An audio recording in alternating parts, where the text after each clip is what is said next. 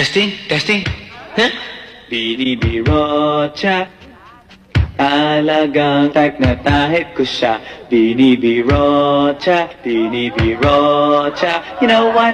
In love ako sa beauty niya. Pagkatapos ko mag-MP sa Euphoria nung nakaraang Sabado, ako'y nagpunta, alam nyo ba, sa favorite hangout ko, 7-Eleven, Quezon City. Yes, doon ako napadpad. Walang katao-tao doon, and yo, it was so sad. Nang may biglang pumasok, isang chick po ang ganda. Nakakainis, walang mintis, pati ang kutis niya.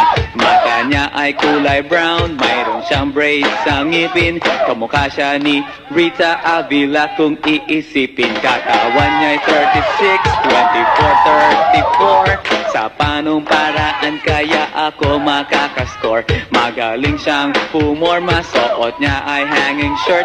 Nang dumukot siya ng pera, umangat ang kanyang skirt. Kaya't ako'y biglang nagsabi, "Hey girl, I like your style." Siya'y kumagat nen kumindat at nagpakita ng smile. Tinanong niya ako, "Hey, aren't you Andrew E. of Euphoria?"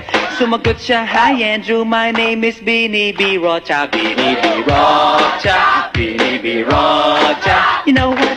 Talagang type na type ko siya. Binibirocha, Binibirocha. You know what? In love ako sa beauty niya.